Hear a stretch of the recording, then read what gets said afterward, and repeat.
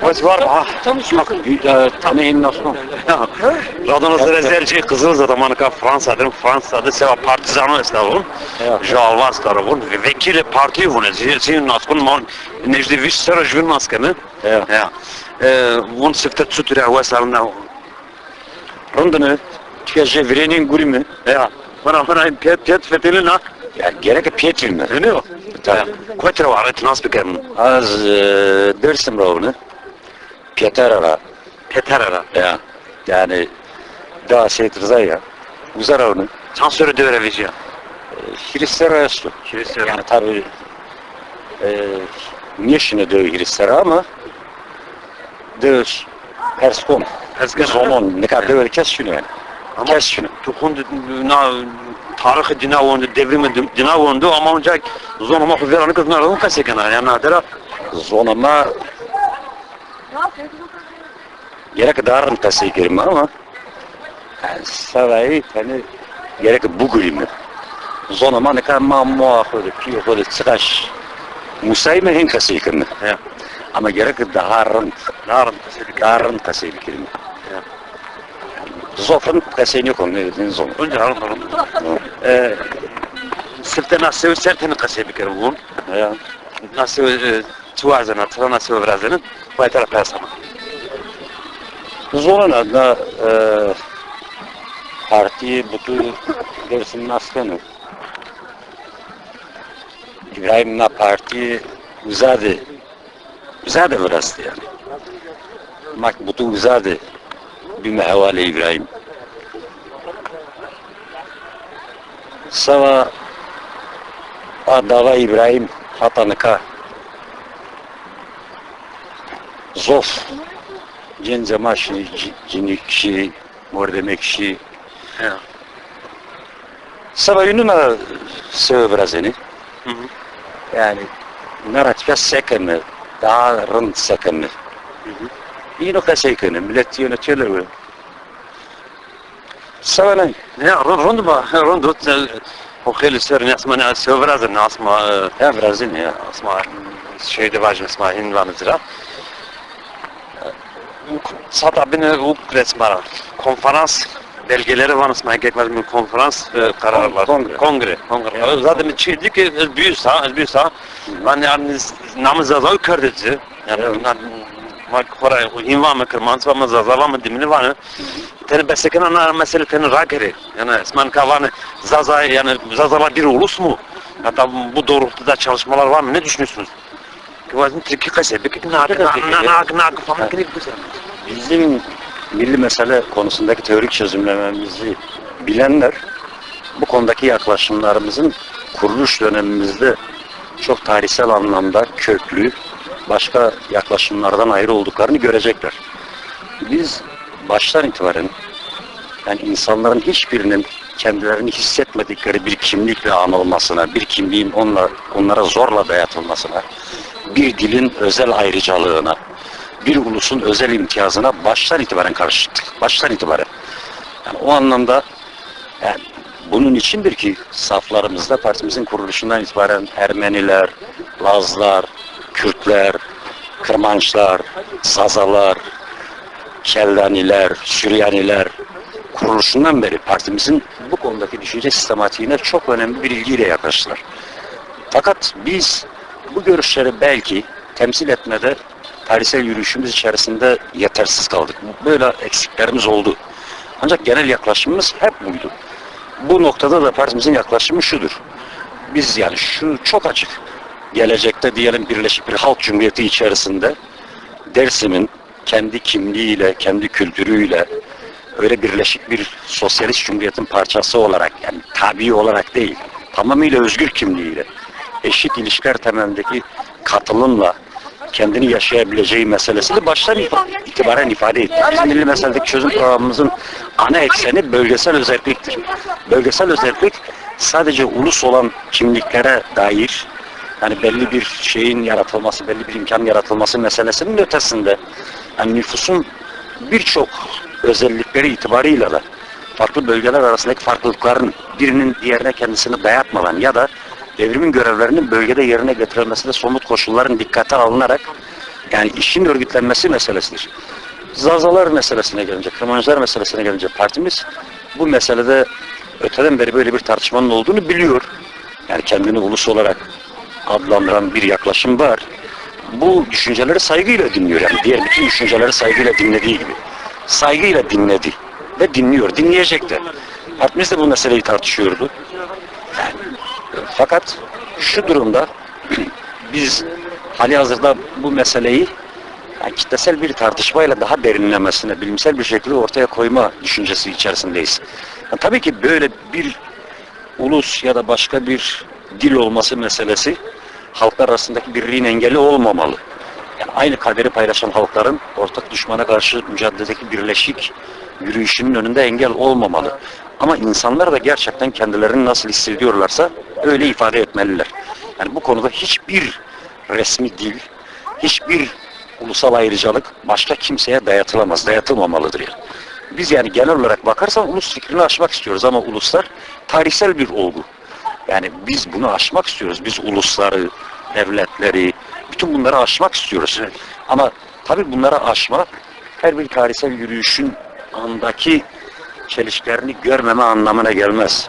Eşitsizliklerini görmeme anlamına gelmez. O anlamda baştan itibaren biz şöyle formüle ettik bu meseleye ilişkin yönelimimizi. Tüm uluslar için tam hak eşitliği, emekçilerin, ezilenlerin birliği, ezilen ulusların kendi kaderini özgürce tayin etme hakkı. Hiçbir koşula, hiçbir şarta bağlanmadan özgürce tayin etme hakkı. Aynı yolda yürüyoruz. Yani onun ötesinde biz partimiz diğer meseleleri de tartışıyor. Yani şu noktada biz halen Zazalara, Kırmançlara, Kürtlerden ayrı bir ulustur biçiminde bir beyanda bulunmadık. Evet. Ama partide böyle bir tartışmanın olduğunu kitlelere söyledik. Nasıl var bu konuda? Evet, söyledik. Böyle bir tartışma partide de var. Partide öteden beri de vardı. Evet. Yani şimdi de var. Yani biz bu tartışmayı kitleler içerisinde, kitlelerle birlikte, diğer derince örgütlerle birlikte yürütmek düşüncesindeyiz. Bunun ötesinde de başka yani tartışmalar var. Lazlara ilişkin böyle değerlendirmeler var. Yani başka Türkiye'deki başka kimliklere dair de böyle değerlendirmeler var. Bunları da biliyoruz. Yani biz ancak şunu söylemek istiyorum, yani biz ulusçu bir parti değiliz yani. Evet. Ulusçu bir parti değiliz. Bir ulusal devlet perspektifiyle hareket eden bir parti değiliz. Biz bir komünist partisiyiz. Ama komünizm bütün eşitsizliklere çok cüretkar, çok açık, çok keskin meydan okuma bilincidir. Ulusal eşitsizliklere meydan okumayan bir komünizm olmaz. Dinler arasındaki ayrıcalıklara meydan okumayan bir komünizm olmaz. Sınıflar, cinsler arasındaki eşitsizliklere meydan okumayan bir komünizm olmaz. Dolayısıyla komünist olma sorumluluklarımızdan ötürü içinde bulunduğumuz coğrafyada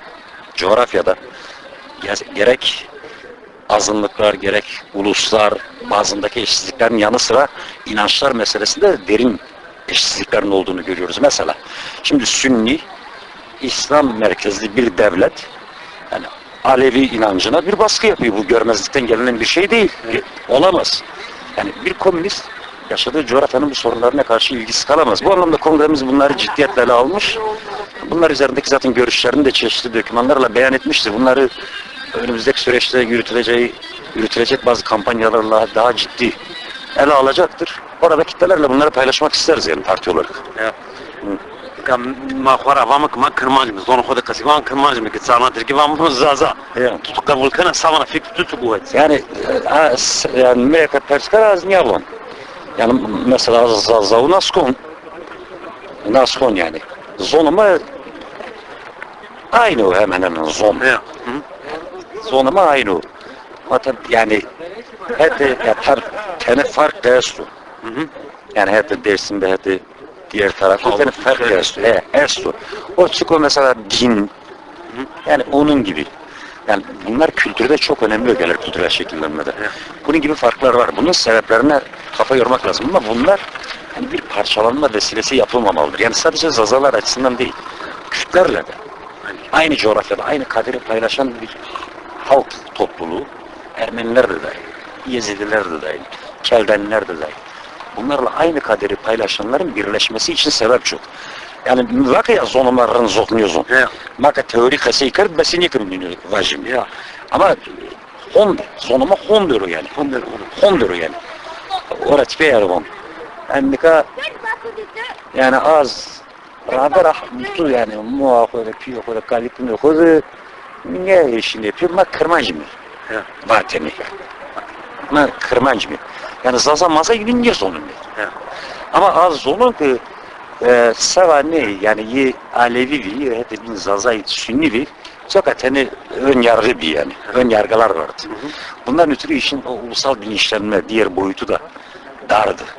Bu anlamda normal. Yani yaklaşımlarının öyle o şekilde ifade edilmesini ben anlayabiliyorum. Ama genel olarak öyle. Bu yani daha çok yani kırmanç olarak adlandırılan bir toplum. Yani bana namen milletime kırmaz mı? Namen bilezime kırmanç ya. Yani hem vateni. Değil vateni. Ama tabii bu akademik bilimsel bir tartışmayı gerektirebilir. Son mu? Evet. Yani böyle bir tartışma yapabilirsin. Mesela demin başta söyledim. Şimdi ben Paulu'yu, Sivere'yi, bütün yerdeki zazaların hepsini biliyorum. Son derece bunlar arasındaki dil birliğini çok açık fark ettim, gördüm. Yani evet, gerçekten bunlar arasında biraz lehçe farklılıkları var. Yani ağız da diyebiliriz buna. Evet. Böyle farklılıklar var ama Evet. köken olarak, şive, köken olarak aynı değil. Bir ikincisi coğrafya olarak baktığın zaman belli bir alan da bulunuyorlar. Evet. Böyle de bir önemli bir şey var. Fakat farklılıklar da var. Farklılıkların en büyüğü dinsel inançlarından gelen, tabii bunun kültürel şekillenmede çok önemli bir faktör olduğunu düşünüyorum. Din büyük bir ideolojidir. Çok eski bir şeydir yani. En eski güce sahip bir temeldir.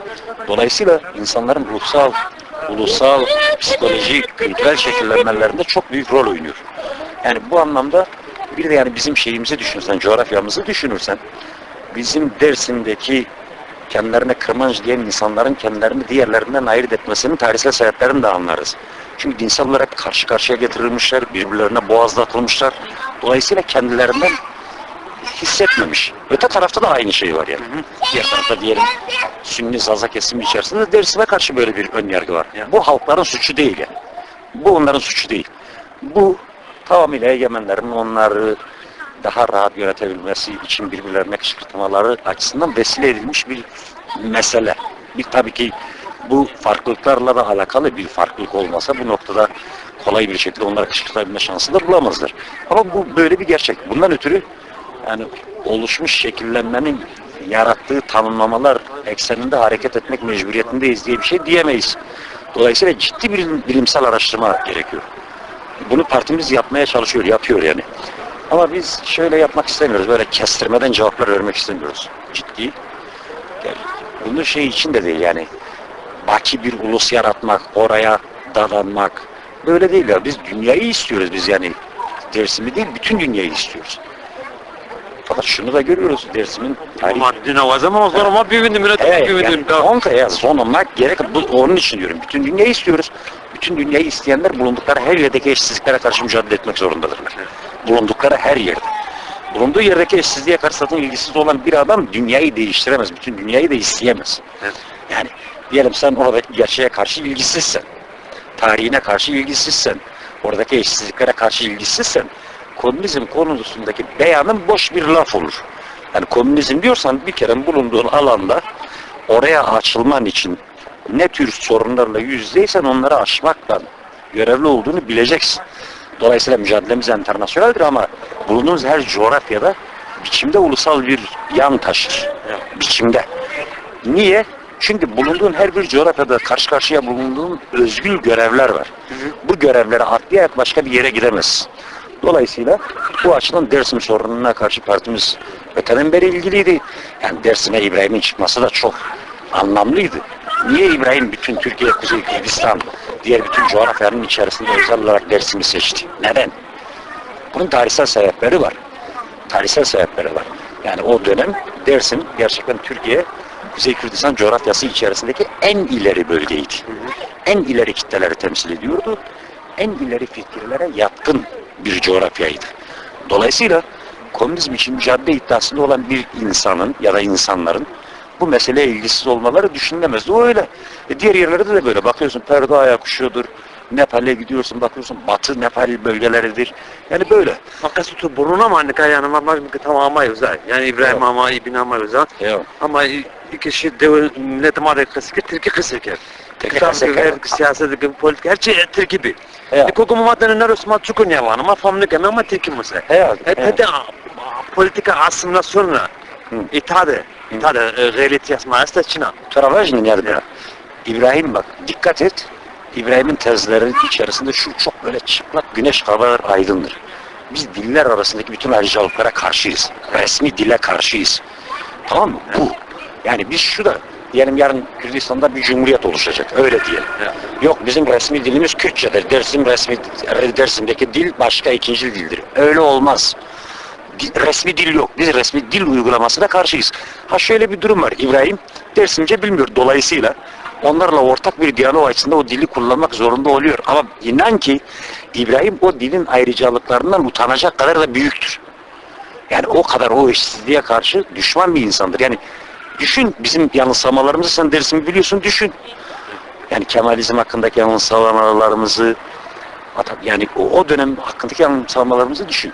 Yani İbrahim Türkiye'de resmi ideolojiye, resmi dile, resmi dayatılmış bir ulusa karşı en ileri mücadele bayrağıdır. Artık bunu yani bütün, onu sadece Türkiye Kuzey Kürdistan coğrafyası açısından da demiyorum. Dünyada da böyle bak.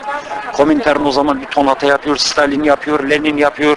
Kürtler katlediliyor. Onlar Kemalist hareket ilericidir diye destekleme tutumu içerisine giriyorlar.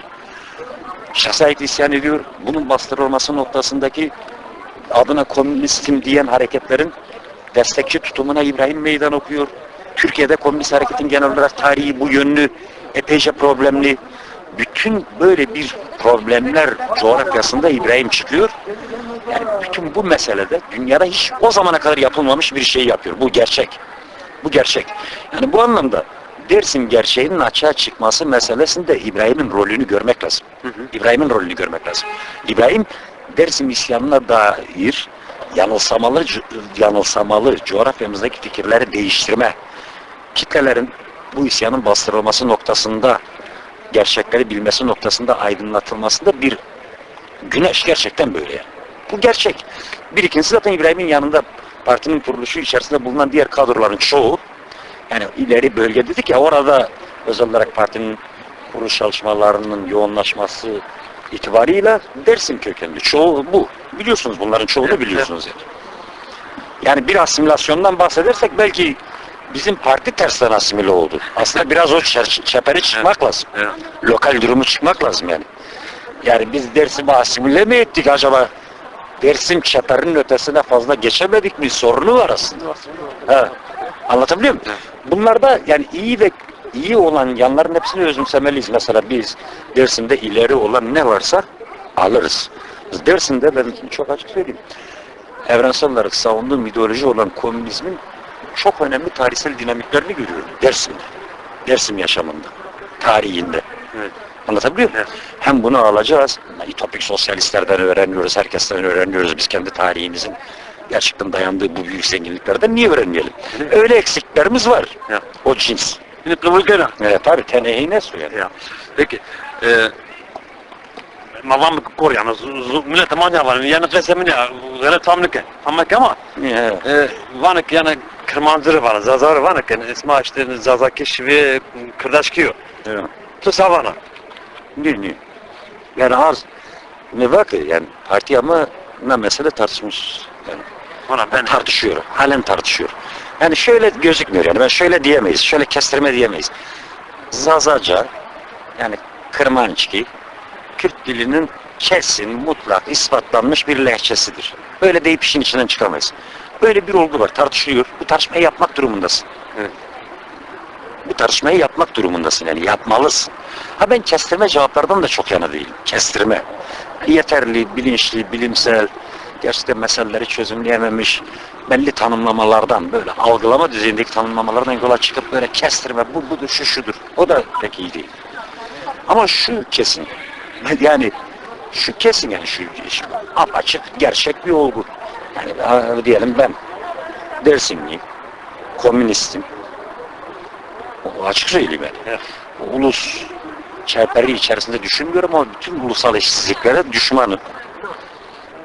Yani Dersimli'nin, Kürdün, Keldani'nin, Yezidi'nin, inanç ya da ulus ya da azınlık, hepsinin derdini biliyorum ve onu çözme mücadelesine bir katkı sunmak istiyorum. Bu.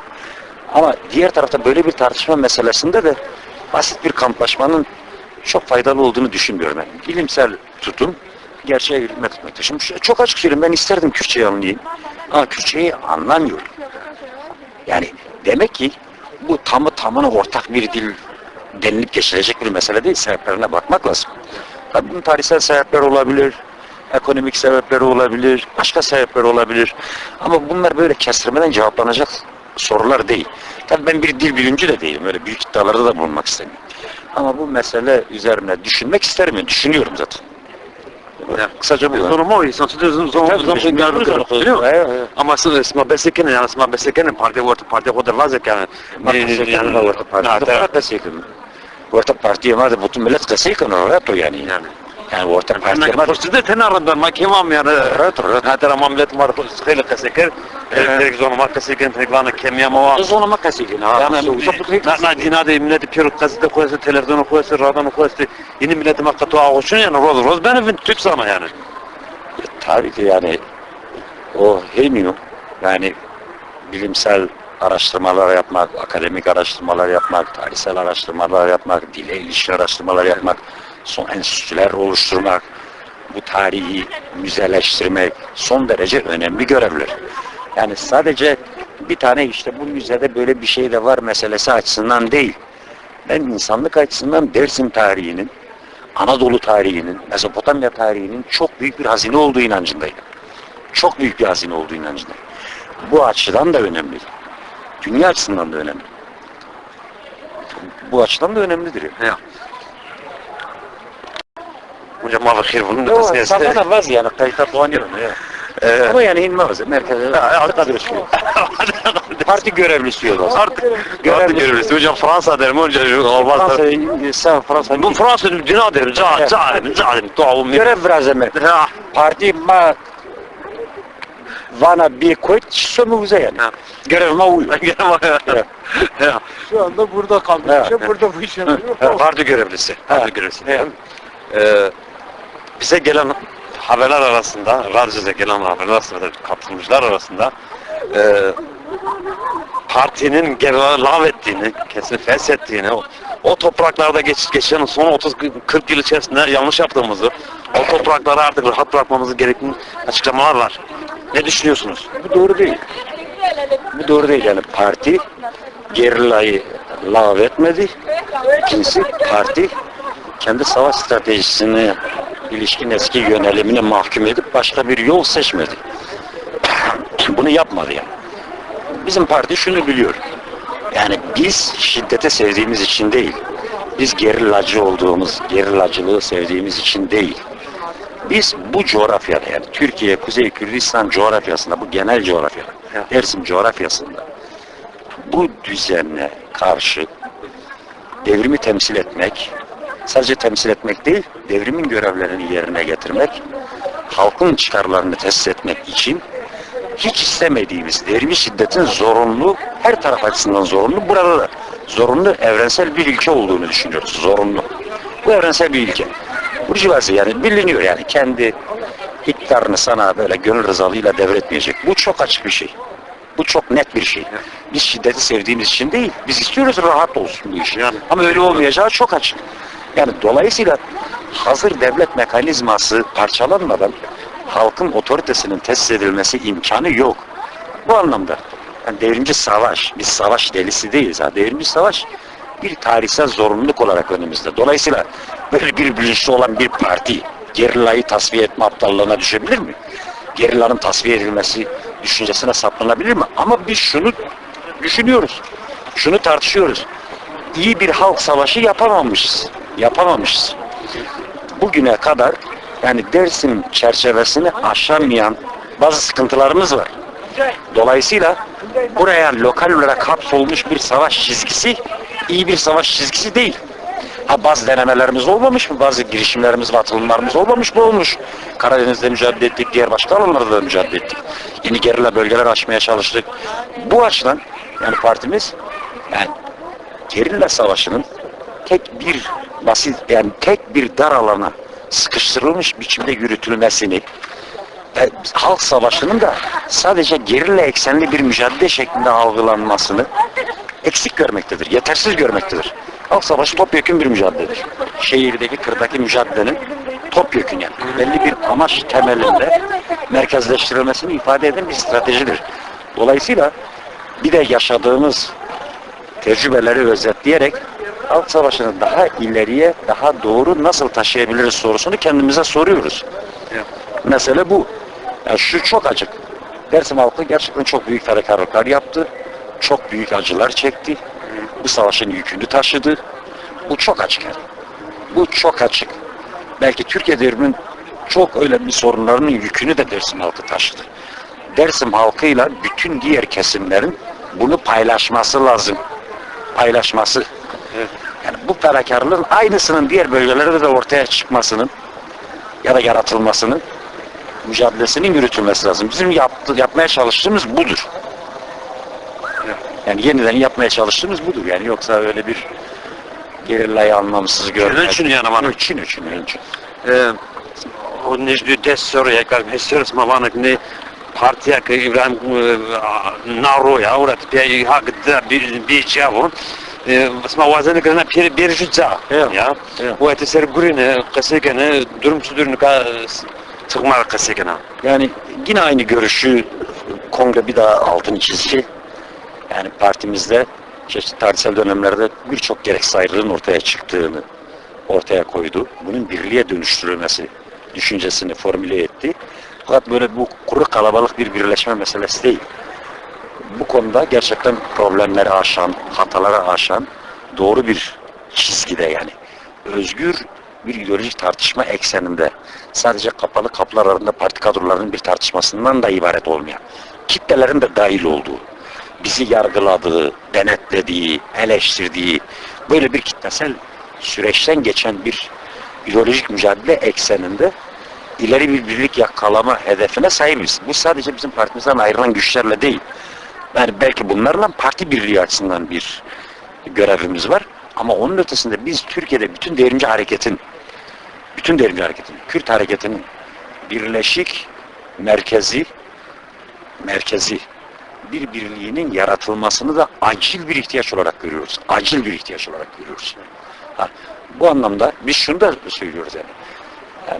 Bizim dışımızdaki devrimci güçleri taktiksel bir anlaşma gücü, ittifak gücü olarak görmüyoruz. Stratejik güçler olarak görüyoruz. Devrimin stratejik güçleri olarak görüyoruz. Onlarla sadece bu devlete karşı mücadele açısından değil, bu devlete açtıktan sonra kendi test edeceğimiz yani kendi önderliğimizde test edilecek devlette dahi birlikte o toplumu inşa etmek üzere, devrimi sürdürmek üzere bugünden birleştirme sorumluluğunu üstleniyoruz. Bir de böyle bir görevimiz var yani. Bunun her alanda, yasal ve yasa dışı alanda gereklerinin yerine getirilmesi lazım. Yani ama ne yazık ki devrimci hareket halihazırda kapalı kapıcı. Gerçekten devrim meselesini merkeze alsa bu birlik ihtiyacını görecek. O anlamda grupçu eğilimlerden süratle kopacak. Devrimin görevleri noktasında bir araya gelme duyarlılığı keskinleşecek. Şimdi böyle bir sorun var. Fakat biz bunu diğer dostlarımızı suçlayarak yapmak istemiyoruz. Başka bir yere fatura etmek istemiyoruz. Bütün bu yanlış eğilimlerin aşılması için bir sorumluluk taşımak. Böyle istiyoruz. Yani parti kongremiz bunu anlattı yani. Bunu ifade etti. Was war won davana kiçi kasıkına mikro radonu zotanat Augustane. Kasık vazıcı persamına bines. Tabii önce zoruma perskun. Evet. Na des sponsoru na avaz vezi vertim zonumara gurine kitab vezene kızıtı vezene vana mazazayım tavana kırmanç mı sma tutur finenin yani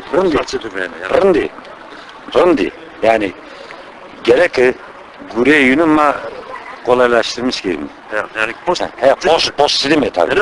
Yani isterse şu fikir yanlış o. Doğan yerin. Fikirleri baskıyla yasaklamak bizim kültürümüz olamaz. Sindirmek, yok farz etmek. İnsanlar, biz bir kere çok evrensel bir şey. O zaman burjuvazinin gerisine düşeriz. Biz düşünce özgürlüğünden bahsediyoruz. Burjuvaziden düşünce özgürlüğü talep ediyoruz. Anlatabiliyor muyum? 141, 142 gibi gerici yasalara karşı çıkıyoruz. Ama kendi saflarımızda, halkın saflarında bizim gibi düşünmeyenlere düşünmeyin diyoruz. Diyebilir miyiz? Bu gerici. İnsanların yanlış düşünme de hakkı var. yani. Tabii. Yani Realite var, olamaz. realite olan bir şey var. Bu yani sen sınıflı bir toplumda yaşıyorsun. Dolayısıyla insanların şeyleri, kavrayışları farklı olacaktır. Tek tip insan, tek tip düşünce, tek resmi tarih, tek resmi dil. Bunlar gerici, berbat anlayışlardır. Dolayısıyla ben yani düşünsel alanda çalışma yapan insanların fikirlerine katılmayabilirim ama saygıyla dinlerim. Onların çalışmalarını da o anlamda çok ilgili izliyorum. Evet. Bazı iyi şeyler de var. Bana göre bazı kötü, yanlış şeyler de var. Bunlar tartışılır. Her şey. Yani bunlar tartışılır. Mesele bu yani. Bu kadar. Radyo zaten desteriyor Peldan yani yayın konu. Onun işte millete madmasyon, oktası konu, röportajı konu, bana zona ma memuru, millete sebe konu. O hesnu sıkısı konu, savana. Rındu. Zofrundu. Gereken niye ser, dese, hazar, radyo büyüdü. Rındu. Rındu yani. Nakıma göstane, radona zazari millete mar savana. Yani Yunura Ama partizanlara var biliyor musun? ne? Yani Yunura Zofaskon. Evet. Hatanlıka Sava devrim zof karker. Rınker. Azin. Evet. Düşünmüş bunu. Rınker. Nera tipek. Koytte zulüme su. Tipya ona karşı çıksınlar. Tekrar mücadele etsinler. Kendileri gibi diğer mazlum insanlarla birleşsinler. Hangi dinden, dilden, milletten olursa olsun zulme uğrayan, baskıya uğrayan, sömürüye uğrayan insanlarla kardeşleşsinler. Evet. Kendilerini inkar ederek Peki ne kadar važme kısmı Hazar Nosu Ponzası işte o Ponzu isma oklet Kuzey Kürdistan Bolşevik Partisi veji. Ya. Murat Pesma Dersim'de denge partizan vet. Değil mi? ama evet dengi. Ben okuma işte bir partiye komünist veji Zazavara.